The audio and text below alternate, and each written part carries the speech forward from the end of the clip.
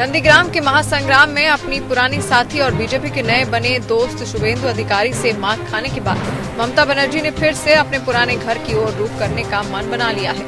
पश्चिम बंगाल की सीएम ममता बनर्जी अब अपनी परंपरागत सीट भवानीपुर से चुनाव लड़कर विधानसभा पहुंचने की तैयारी में है। ममता बनर्जी का रास्ता साफ करने के लिए इस सीट से मौजूदा विधायक शोभनदेव चट्टोपाध्याय ने पद से इस्तीफा दे दिया है।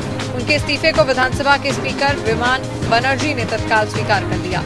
सीएम ममता बनर्जी के लिए अपनी विधायकी छोड़ने के सवाल पर शोभनदेव चट्टोपाध्याय ने कहा कि ये पार्टी का फैसला है और मैं उसके साथ हूँ।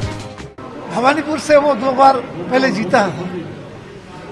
हमारा पार्टी का लीडर से हमसे बात हुआ। मैं भी चाहता था कि मेरा लीडर ममता बनर्जी नहीं रहेगा चीफ मिनिस्टर, तो ये सरकार चलाने का हिम्मत किसी के पास नहीं है। तो मैंने ये सोचा है कि ममता बनर्जी को मैं हमारा जगह छोड़ देना चाहिए।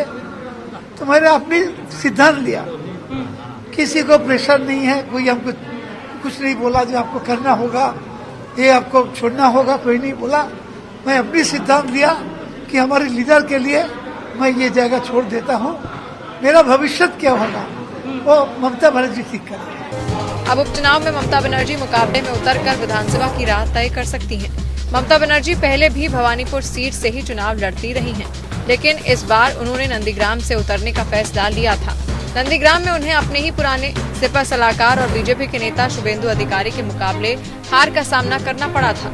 नंदीग्राम से हार के बावजूद वो मुख्यमंत्री बनी हैं। ऐसे में उन्हें 6 महीने के अंदर विधानसभा की सदस्यता हासिल करनी होगी। ममता अपनी परंपरागत सीट भवानीपुर से चुनाव लड़ेंगी तो कयास लगाए जा रहे हैं कि बंगाल सरकार में कृषि मंत्री की जिम्मेदारी संभाल रहे शोभनदेव चट्टोपाध्याय हरदा सीट से चुनाव लड़ सकते हैं। इस सीट पर टीएमसी की कैंडिडेट काजल सिन्हा की मौत की वजह से चुनाव नहीं हो सका था। ऐसे में शोभनदेव को पार्टी की ओर से खरदा सीट से चुनाव में उतारा जा सकता है। शोभनदा को ममता बनर्जी के बेहद करीबी नेताओं में से एक माना जाता है। शायद इसीलिए उन्होंने अपनी परंपरागत सीट से उन्हें चुनाव में उतरने का मौका दिया था।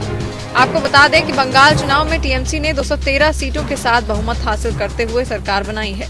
हालांकि बड़े चुनावी उलटफेर में ममता बनर्जी को नंदीग्राम सीट से हार का सामना करना पड़ा था, लेकिन अब ममता ने अपनी कुर्सी को सुरक्षित करने के लिए अपनी पुरानी सीट पर फिर से भरोसा जताया है। अब देखना है कि यहाँ की जनता ममता को कितना अपनाती है। Bureau report.